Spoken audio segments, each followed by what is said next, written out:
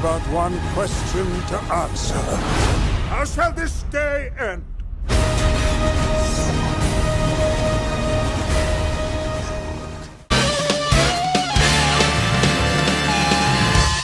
Hobbit Battle of Five Armies, the new installment to the Hobbit franchise and the last one. For the Middle Earth. For Middle Earth, yeah, and it's a sad goodbye to the Peter Jackson world, but it was really good. I mean, it was a good send-off. The third movie in the series obviously wasn't the strongest one, but it was pretty cool. Like it's kind of like a guilty pleasure sort of good movie. Like it's a good guilty pleasure because of the battles and stuff. But it does go for a bit long though. But yeah. Anyway, the first one, yeah, it was good to start off, but it wasn't that great. Yeah, like it took a long time to start the story off, but yeah, it did. It was good. It was good enough. Second one was absolutely Second great. one, best one in the series. Yeah. We love that one. That one was perfect. The story was great. The characters were great. That was really good. Third one, good battles. But we'll talk about that now. You've won the mountain. Is that not enough?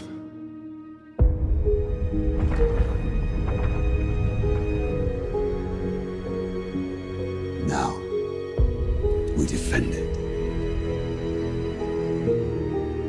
I came to reclaim something of mine. Story. The story is, just takes place straight after the desolation of Smaug, where Smaug goes out and, you know, I don't think this is very much of a spoiler because you knew what was going to happen, but he just burns the city, basically. We're not going to spoil about what happens to Smaug after that, but basically they just, all five armies join together to try and take over the mountain, because the mountain has all the gold in it, and a lot of these five, which is really confusing because it's not 5, there's 7. No, 4. Started off with 4, now it's 7. Yeah, no, it's really confusing. I don't think it's just 5 armies. But, yeah, all these armies, they fight for the tomb, and, yeah, it wraps up after that. It's basically just a really big battle. For an hour and a half. Yeah, it's really just a really big battle. That's basically it. It does say it does. It is very entertaining to watch. And and it does what it's meant to do. It's called Battle of the Five Armies. So we got battle. Yep. So yeah. You cannot see what you have become. Everything I did for them. You started this. You will forgive me if I finish it.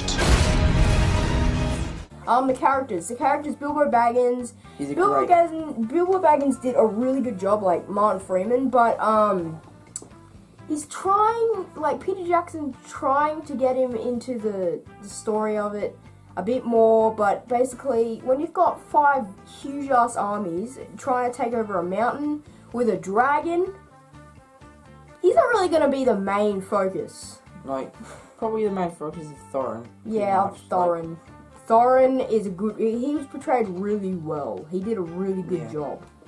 Like the actor. The actor, Richard Armitage, I believe. Yeah, he did a really good job of making the different emotions of the character. Very well done with Thorin. Gandalf is portrayed really well as every other Lord of the Rings Middle Earth movie. Ian McKellen. Good. Yeah. Magneto, yeah. But yeah, then the main focus, it's like the orcs and stuff, but that's about it.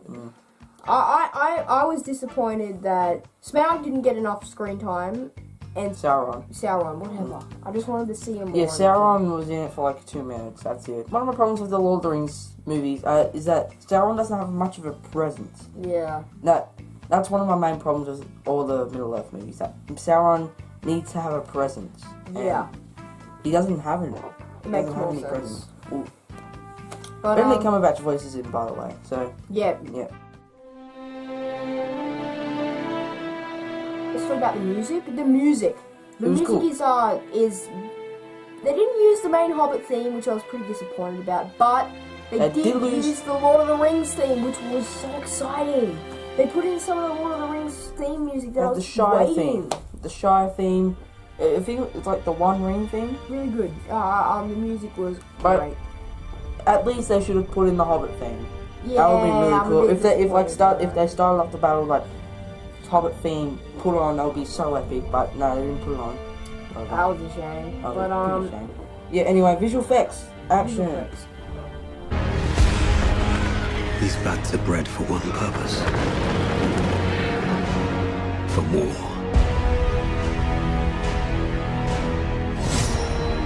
Leave Sauron to me. Visual effects, mixed in my opinion. They look good in some scenes, look pretty bad in others, I reckon. Yeah. Like, when you look at sometimes you have close-ups of the trolls, look pretty bad. Yeah. So, yeah, if he gets nominated for visual effects, I can understand that because Middle-earth, blah blah blah. But he doesn't deserve to be, so, yeah. Okay, movie Action. summary. When faced with death, what can anyone do?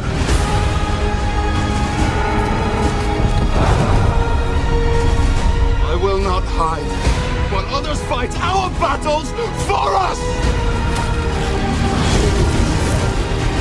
This movie was not the strongest, but very good. It was like a guilty pleasure battle movie. I know it goes on for a bit long, but the battle is pretty epic. Like, it's really good battles. There are some really good fight scenes. You may laugh a little bit in it because it's got some funny things in it, but Bit humour. I think it has the most humour out of all the Hobbit films, I reckon. yeah. Yeah, and But it was a strong ending to this series of good send off to the Middle-earth series. until I reboot it, of course. Yes, and I thought it was really good. I'm gonna give it. I liked it. Yeah. Well, it was a good send off. I would have expected better, but whatever. It's a big battle, an hour and a half. It's pretty entertaining to watch. I was actually surprised how entertaining it was. I thought it was going to be exhausting as hell, but it was still entertaining at the end. In the middle, it got a bit exhausting, but whatever. Yeah, Bilbo was handled well. I liked how it tied into Lord of the Rings. It was cool. I'm gonna give it a liked it. So Yeah. Spoilers. Spoilers. Yeah. Let's talk about Smaug. Smaug the dragon did not get enough screen time, which I was pretty disappointed about. He only gets like 5 lines. He just gets killed in the spot at like the start of the movie. Yeah. Which is kind of disappointing. I reckon they should have like ended. I think this shouldn't have ended on a cliffhanger. I reckon they should have ended like right after like Smaug was killed, because I wanted more screen time from Smaug. Like, I was pretty disappointed. Like, Benedict Cumberbatch is the perfect Smaug. Like, the motion capture, the voice, he's perfect for Smaug. But he just gets killed off. He has like 5 lines. He has 5 intimidating lines to Bard the Bowman, and he gets killed off. Which I was pretty disappointed by. He's one of the best characters in the series, and I love the character of Smaug. Yeah. So I was pretty disappointed. Let's talk about the ending. Yeah. Thorin dies. Yep. I found that kind of predictable. Yeah. I was expecting that. It was good. Martin Freeman did a good acting sort of the reaction to his death. Yeah. Who else Emotional died? reaction, yeah. It was pretty emotional. Like, Martin Freeman is a great actor, and he just done a great job. So, I was expecting that, but whatever. It was handled well. Azog, Yeah, he killed died. him. Yep. Yeah, you The know fighter. that. You knew that. Yeah. He's gonna die. Azog was the villain for the whole series, except for Smaug, until you get the Smaug. And he was a pretty weak villain. Like, Yeah. But one thing I'm really confused about, the orcs bring out the worms, these giant worms that come out of the mountain. They come what out the for hell 2 is- seconds. They don't do anything. Like what?